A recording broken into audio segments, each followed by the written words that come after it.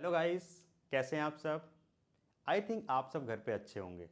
आइए आज स्टार्ट करते हैं गुडविल का पार्ट नंबर 2। पार्ट नंबर 2 में तो और अच्छा होने वाला है।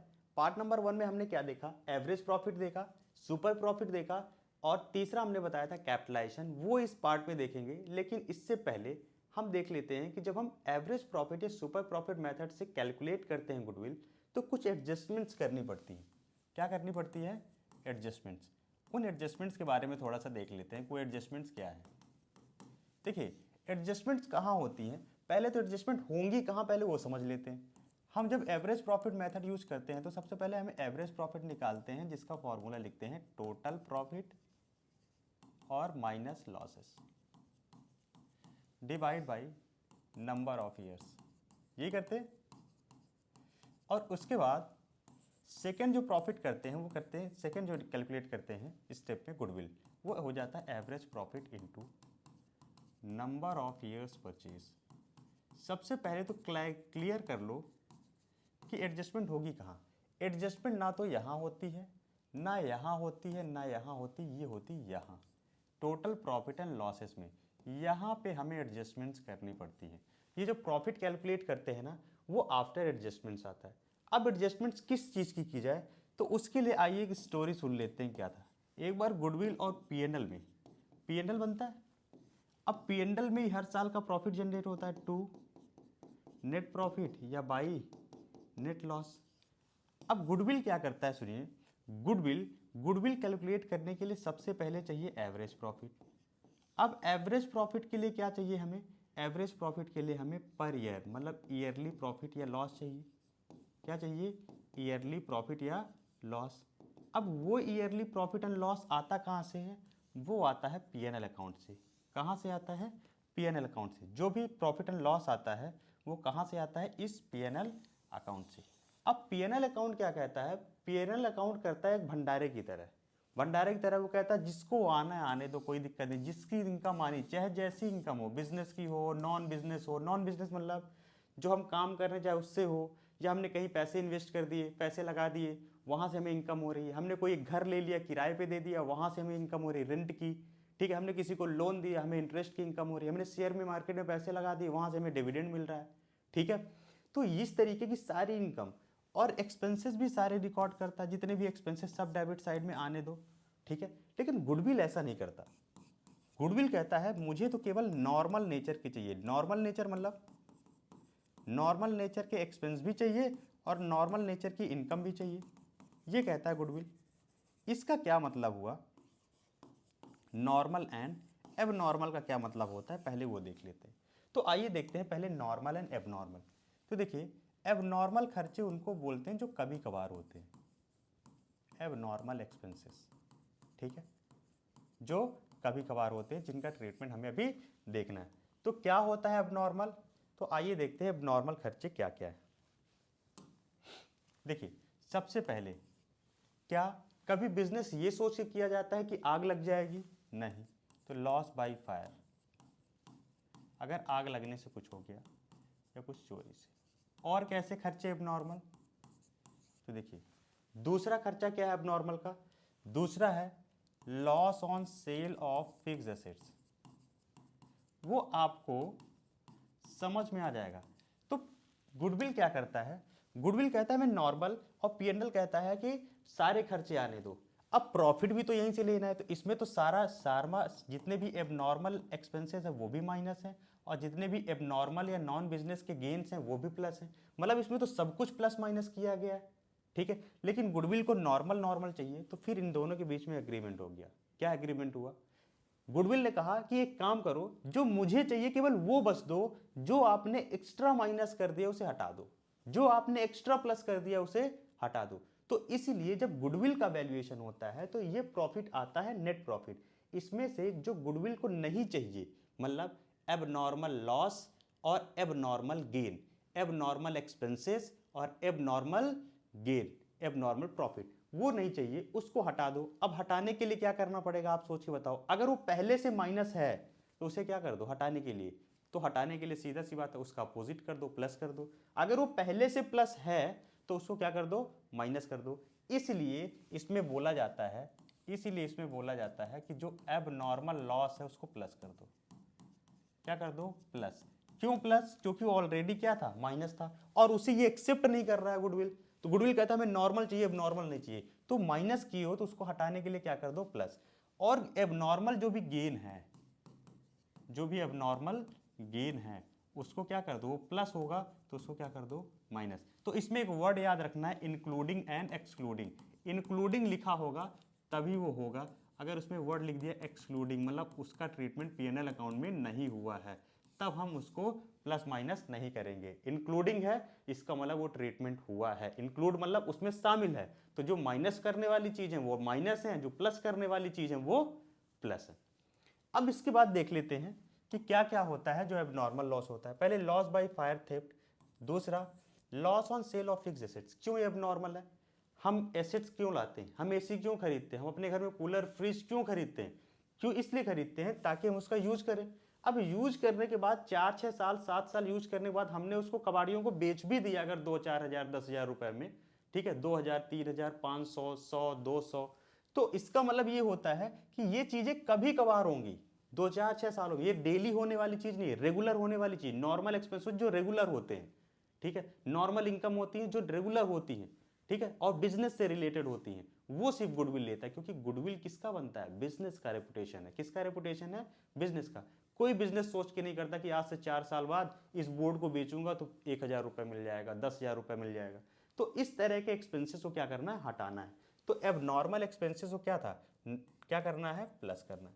तीसरा एक्सपेंसेस क्या है? एक आता है वॉलेंट्री रिटायरमेंट कॉम्पनसेशन। अब ये सीधे सीधे लिखा हुआ रिटायरमेंट के टाइम पे कॉम्पनसेशन देना है। अब रिटायरमेंट रोज रोज थोड़ी हो रहा है, रिटायरमेंट कभी कभार होता है, तो ये रिटायरमेंट कॉम्पनसेशन, इसको भी हटा के प्लस करना है। और कौन से खर्चे हैं, किस तरीके से? तो इसमें से ये 3 तो पहले ऑलरेडी ज्यादातर आपको देखने को मिलेंगे, ठीक है। कौन कौन सा? Loss by fire theft, loss on sale of fixed assets, और तीसरा क्या है? Voluntary retirement compensation. ये 3 आपको ज्यादातर देखने को मिलेंगे। कुछ ट्रीटमेंट इसमें ऐसे होते हैं कि जैसे परचेज ऑफ फिक्स्ड एसेट्स। हमने फिक्स्ड एसेट्स खरीदा, कभी फिक्स्ड एसेट्स को पीएनएल अकाउंट में सुने हो जाते हुए? फिक्स्ड एसेट्स कहां जाती है? Balance sheet. फिक्स्ड एसेट्स का डेप्रिसिएशन आता है पीएनएल में। क्या आता है? फिक्स्ड एसेट्स का डेप्रिसिएशन पीएनएल में आता है। तो ये परचेज अगर कर दिया, बोल दिया परचेज किया फिक्स्ड एसेट्स और उसको ऑलरेडी डेबिटेड कर दिया, मतलब माइनस कर दिया पीएनएल में, तब हम यहां पे क्या करेंगे? फिक्स्ड एसेट्स को फिर से ऐड बैक कर देंगे। क्या कर देंगे? ऐड बैक कर देंगे।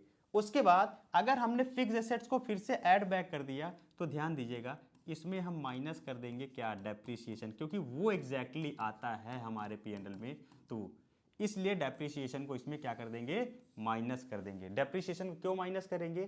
क्योंकि फिक्स्ड एसेट्स जो हमारा ऐड बैक हुआ है, प्लस हुआ है, वो पूरा कंप्लीट हुआ, लेकिन जो डेप्रिसिएशन है वो डेप्रिसिएशन नॉर्मल खर्चा है, वो हर साल डेप्रिसिएशन आता ही आता है पीएनएल अकाउंट में। डेप्रिसिएशन क्यों? क्योंकि हम यूज कर रहे हैं एसेट का, तो वो हमारे लिए क्या है? नॉर्मल। और यूज हम क्या करते हैं? रेगुलर टर्म में करते हैं, लगातार यूज करते रहते हैं फिक्स्ड एसेट्स को, इसलिए साल भर का डेप्रिसिएशन यहाँ पे आता ही है। ये तो हुई एक्सपेंसेस की बात। अब इनकम की बात। इनकम में क्या क्या है, किस तरीके की इनकम को गुडविल नहीं लेता? तो देखिए, पहली इनकम, अब यही से उठाओ, लॉस बाय फायर हुआ है तो हो सकता है इंश्योरेंस क्लेम भी मिल जाए उसका, तो इंश्योरेंस क्लेम मिल गया मतलब पैसे मिल गए, आ गए। ये क्या रोज होता है? कभी कभार जब लॉस होगा ये, तो इसको नहीं लिया जाता, तो इसको भी इनकम को नहीं लिया जाता। तो ये जितनी भी एबनॉर्मल इनकम है उनको सबको क्या कर दिया जाता है? जितनी भी एबनॉर्मल इनकम है उनको क्या कर दिया जाता है? माइनस कर दिया जाता है, ठीक है। इसमें और कौन कौन सी चीजें होती हैं? इसमें एबनॉर्मल इनकम में दूसरा, यहां loss on sale of fixed assets होता है, और यहां पे होता है फिक्स्ड एसेट्स, लिख लीजिए। और यहां पे क्या होता है? Gain on sale of fixed assets. Gain हो गया तो वो भी नहीं लिया जाएगा, gain on sale of fixed assets, इसको भी हम नहीं, इसको भी नहीं लेंगे, ठीक है। तो अगर ये है तो इसको भी ऑलरेडी क्या कर देंगे? माइनस कर देंगे। इसके बाद तीसरा और क्या है? Non business income. Non business income मतलब देखिए, बिजनेस का क्या है? हम अपने बिजनेस से पैसा लगा रहे हैं, तो बिजनेस से पैसा कमाते हैं, गुड्स को सेल करके, सर्विसेज को सेल करके, ठीक है, सर्विसेज प्रोवाइड करके। यहां पे हम क्या करेंगे? यहां पे नॉन बिजनेस का मतलब हुआ कि हमारे पास एक्स्ट्रा पैसा बच गया, हमने शेयर में पैसे लगा दिए, तो इन्वेस्ट कर दिए।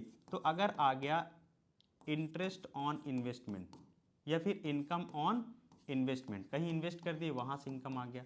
कैसे इन्वेस्टमेंट? जैसे डिविडेंड रिसीव होना। क्या होना? डिविडेंड। डिविडेंड कैसे रिसीव होता है?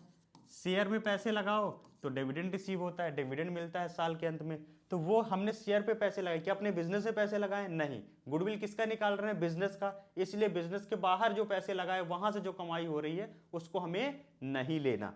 हमने एक प्रॉपर्टी खरीद ली थी, रेंट पे दे दी, तो रेंट रिसीव हो रहा है, तो वो भी क्या बिजनेस में पैसे लगाए गए? नहीं, वो बाहर लगाए, उसको भी नहीं लेना। इसके बाद हमने किसी को लोन दे दिया, हमें इंटरेस्ट मिल गया, तो जो इंटरेस्ट रिसीव होता है इसको भी नहीं लेना। तो इन सब के खर्चों को फिर से अगर ये सब नाम आ गए तो इनको ऐड बैक कर देना है, और अगर ये माइनस ये सब नाम आ गए तो इनको क्या कर देना है? माइनस कर देना है। इसका मतलब फाइनली क्या लॉजिक क्या है इसका? फाइनली लॉजिक ये है कि जो रेगुलर खर्चे होते हैं, जो आपको देखने से पढ़ने से समझ में आ जाएगा कि ये रेगुलर खर्चे हैं। लॉस रोज नहीं होता, चोरी रोज नहीं होती है, वॉलेंट्री रिटायरमेंट रोज डेली नहीं होता है। इसके बाद परचेज फिक्स एसेट्स, तो फिक्स एसेट्स पीएनएल में आता ही नहीं। फिक्स एसेट्स पूरा खर्चा नहीं, हम 5 साल के लिए एसेट लेके आते हैं, 7 साल की, उसके खर्चे को डेप्रीशिएशन के नाम से थोड़ा थोड़ा दिखाया जाता है, क्योंकि हम 5 साल तक यूज करेंगे, इसलिए उसके खर्चे को कितने साल में दिखाएंगे? 5 सालों में। जितने साल का खर्चा, अगर जैसे एक पैकेट मैगी लाओ तुरंत खा लो तो तुरंत पूरा पैसा खर्चा हो गया। अगर एसेट लाए, वॉशिंग मशीन लाए, तो 10 साल यूज करोगे तो उसके खर्चे को 10 साल बांट देते हैं, उसको क्या नाम देते हैं? डेप्रीशिएशन। तो जब फिक्स एसेट्स को ऐड करोगे ना, तो ये फिक्स एसेट्स को क्वेश्चन में देगा कि पीएनएल में डेबिट कर दिया। पीएनएल में डेबिट मतलब डेबिट क्या होता है? माइनस करना। तो पीएनएल में क्यों माइनस कर दिया भाई? ये फिक्स एसेट तो काफी लंबे समय के लिए होते, डेप्रीशिएशन माइनस करना चाहिए था उसका। तो इसको फिक्स एसेट्स को ऐड कर दो और उस पर लगने वाला डेप्रीशिएशन माइनस कर दो। ठीक है। इसके बाद ये इनकम है, इंश्योरेंस के लिए इसी से याद हो जाएगा, लॉस ऑन सेल से ये याद हो जाएगा। इसके अलावा बिजनेस के बाहर जितना भी पैसा आपने दिया है, चाहे लोन दिया हो, चाहे कोई घर खरीदने के लिए दिया हो, उसको आपने किराए पे दे दिया, उससे रेंट आ रहा है। आपने किसी को लोन दे दिया, अगर लोन दे दिया और वहां से इंटरेस्ट आ रहा है तो वो भी बाहर की इनकम है। मतलब बिजनेस में पैसा लगने के अलावा कहीं और दूसरी जगह लगा दिया, पैसे फेंक दिए, लगा दिए, इन्वेस्ट कर दिए, तो उससे जो इनकम जनरेट होगी वो हमारे बिजनेस की इनकम नहीं है, क्योंकि हम क्या कर रहे हैं? गुडविल का एडजस्टमेंट कर रहे हैं। तो गुडविल में ये सारी इनकम कैलकुलेट नहीं होती, गुडविल में बिजनेस की इनकम कैलकुलेट होती है। जिस चीज का आप काम कर रहे हो, बिजनेस कर रहे हो, उससे जो पैसा आ रहा है वो इंक्लूड होता है।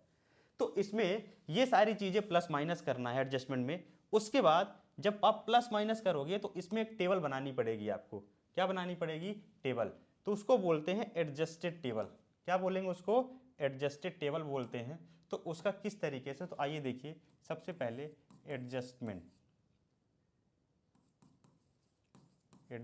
टेबल तो कैसे निकालोगे? तो सबसे पहले लिखोगे ईयर, फिर लिखोगे प्रॉफिट, फिर उसमें जो भी एडजस्टमेंट होगा प्लस माइनस वो लिखोगे, और फिर उसके बाद लिखोगे प्रॉफिट आफ्टर एडजस्टमेंट। अब ये प्रॉफिट या लॉस यूज करोगे एवरेज प्रॉफिट कैलकुलेशन में। तो देखिए अगर हमने ये कर लिया, ये सारी चीज अगर हमने कर ली यहां तक, तो फिर इस पोर्शन का, इसका और इसका कोई मतलब नहीं रह जाएगा गुडविल से। ये जो प्रॉफिट आएगा यहां से कैलकुलेट करोगे एवरेज प्रॉफिट, इससे कैलकुलेट किया जाएगा average profit. Then same process, फिर गुडविल वाला प्रोसेस कर दो, है ना। उसके बाद क्या करोगे? सेम प्रोसेस कर दोगे गुडविल वाला। पहले एपी निकल गया तो ये सब करके एडजस्टमेंट, ये प्रॉफिट एंड लॉस मिलेगा, नंबर ऑफ ईयर से डिवाइड करो, एपी मिला, गुडविल निकालो, AP into number of years purchase. तो आइए इस तरीके का एक क्वेश्चन कर लेते हैं। इसमें क्वेश्चन किस तरीके से करेंगे? तो देखिए पहले, सबसे पहले हमें क्या चाहिए? एवरेज प्रॉफिट चाहिए। तो पहले कैलकुलेट करो। गुडविल चाहिए तो उसके लिए हमें चाहिए एवरेज प्रॉफिट। सेकेंड में हमें चाहिए गुडविल, तो गुडविल इज इक्वल टू हो जाएगा जो भी एवरेज प्रॉफिट आएगा into number of years purchase. दोनों स्टेप लिख लो, कोई दिक्कत नहीं। अब ये मेन हमारा सॉल्यूशन का पार्ट। इसमें एक वर्किंग नोट बना दो बस, क्योंकि इसमें एडजस्टमेंट दी हुई है। तो वर्किंग नोट कैसे बनाओगे? मैंने जो कॉलम आपको बताए हैं सेम 2, 3 एंड 4। सबसे पहले क्या लिखोगे? सबसे पहले आप क्या करोगे? ईयर। क्या करोगे सबसे पहले? ईयर। फिर प्रॉफिट जो दिया होगा ईयर का। उसके बाद यहाँ पे क्या करोगे? एडजस्टमेंट। एडजस्टमेंट मतलब प्लस या माइनस, और उसके बाद प्रॉफिट आफ्टर एडजस्टमेंट, ये करना है आपको। ठीक है, तो देखिए कितने क्या क्या दिया है क्वेश्चन में, पहले ये देख लेते हैं।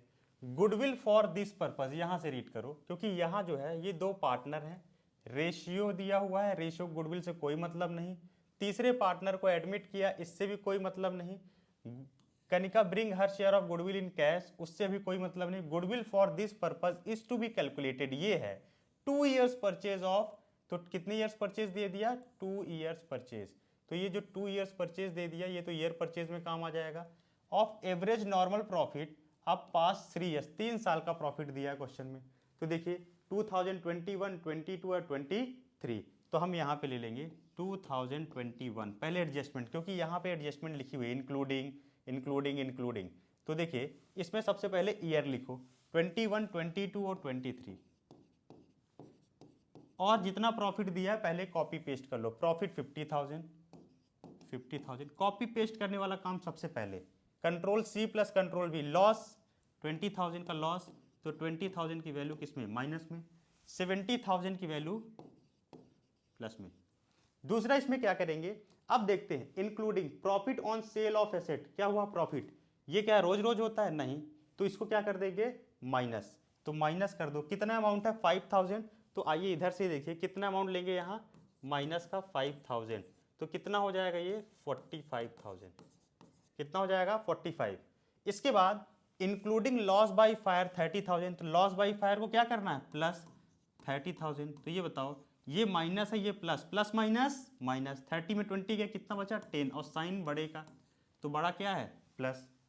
70,000 including insurance claim received 18,000, interest on investment and dividend, तीनों चीजें हैं जो एबनॉर्मल है, चाहे वो 18 हो, चाहे वो डिविडेंड हो, और इंटरेस्ट ऑन 8,000, तो कितना हो गया 18 और 8 26, तो हमें कितना करना पड़ेगा माइनस 26,000, तो कैसे करोगे, 70 में 20 गया 50, 50 में 6 गया, कितना 44।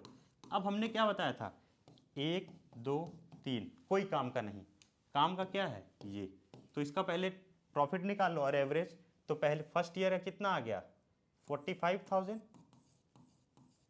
प्लस सेकेंड ईयर कितना है 10,000 प्रॉफिट में आ गया वो भी, प्लस थर्ड ईयर कितना है 44,000, डिवाइड बाय क्या कर दोगे 3, तो कितना आ जाएगा आंसर, तो आइए देखते हैं 45,000 प्लस 10,000 प्लस 44,000 डिवाइड बाई 3, आ गया 33,000, कितना आ गया 33,000 रुपीज़, 33,000। अब यहाँ एवरेज प्रॉफिट में रख दोगे rupees 33,000 into number of years purchase, कितना दिया 2 years इंटू 2, तो कितना आ जाएगा आंसर रुपीज़ 66,000। इस तरीके से कैलकुलेट करना है हमें। आगे समझ में कैसे कैलकुलेट करोगे, तो सबसे पहले हमें देखना है 2021, सबसे पहले प्रॉफिट ले लो, एडजस्टमेंट टेबल बनाओ, प्रॉफिट लॉस प्रॉफिट, तीनों कॉपी पेस्ट, इसमें ज़्यादा कुछ समझाने की जरूरत नहीं है। इसके बाद ये एडजस्टमेंट है including profit on sale of asset, profit on sale of asset, P and L सब कुछ लेता है तो पी&एल ने इसको भी लिया होगा, और ये प्रॉफिट है तो पी&एल ने इसको प्लस किया होगा, तो हम यहाँ क्या कर दें माइनस। इंक्लूडिंग लॉस और लॉस बाई फायर 30,000, लॉस है तो पी&एल ने इसको क्या किया होगा, क्योंकि पी&एल सब लेता है तो पी&एल ने इसको माइनस किया अपने यहाँ लाकर लॉस में, और गुडविल इसको नहीं लेता, इसलिए हम इसको क्या कर देंगे फिर से ऐड बैक। इसके बाद इंक्लूडिंग इंश्योरेंस क्लेम रिसीव हुआ, पी&एल ने इसको भी क्या किया होगा प्लस, और इंटरेस्ट इसको भी क्या किया होगा प्लस। अब गुडविल इसको नहीं मानता, यही तो बहस थी दोनों में, अब गुडविल इसको नहीं मानता तो हम क्या कर दें हटा दें, तो माइनस कर दिया दोनों को, तो कितना आ गया 44। इस तरीके से फिर ये वाला प्रॉफिट, ये तीनों प्रॉफिट जो एडजस्टमेंट के बाद आए हैं, इसको लेके एवरेज कैलकुलेट करना है और लास्ट में निकाल देना goodwill AP into number of years purchase. तो इस तरीके से हमारा किया जाता है एडजस्टमेंट। अब एडजस्टमेंट सुपर प्रॉफिट में कैसे होगा, तो सुपर प्रॉफिट में तो और इजी है, एवरेज प्रॉफिट में ऐसे, सुपर प्रॉफिट में देखिए, अब आप मुझे ये बताओ सुपर प्रॉफिट के लिए क्या चाहिए, average profit minus normal profit, यही एडजस्टमेंट होता है। तो ये एडजस्टमेंट देख ही चुके हैं ना, इसमें कुछ एक्स्ट्रा करने की जरूरत है क्या, नहीं, एपी ही निकालने में जो एडजस्टमेंट होगा होगा, बाकी और कहीं एडजस्टमेंट नहीं होता। एपी में भी सीख ही चुके हैं कैसे प्रॉफिट में एडजस्टमेंट करेंगे, वैसे यहाँ पे करके एपी निकालो, और एनपी तो बता ही चुके हैं कैसे निकालना है पिछले वाले उसमें, और फिर गुडविल निकाल दो, कैसे, super profit into number of years purchase. तो इस तरीके से क्वेश्चन करना है, इस तरीके से सारे क्वेश्चंस करना है, ठीक है। अब इसमें एक मेथड और बचती है जो है कैपिटलाइजेशन। कौन सी मेथड इसमें है, कैपिटलाइजेशन। तो आइए उसको देख लेते हैं, कैपिटलाइजेशन मेथड क्या है।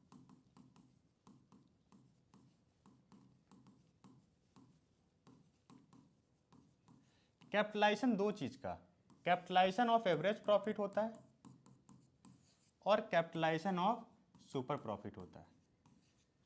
बहुत इजी है, बस थोड़ा सा फॉर्मूला ध्यान में रखने लायक है।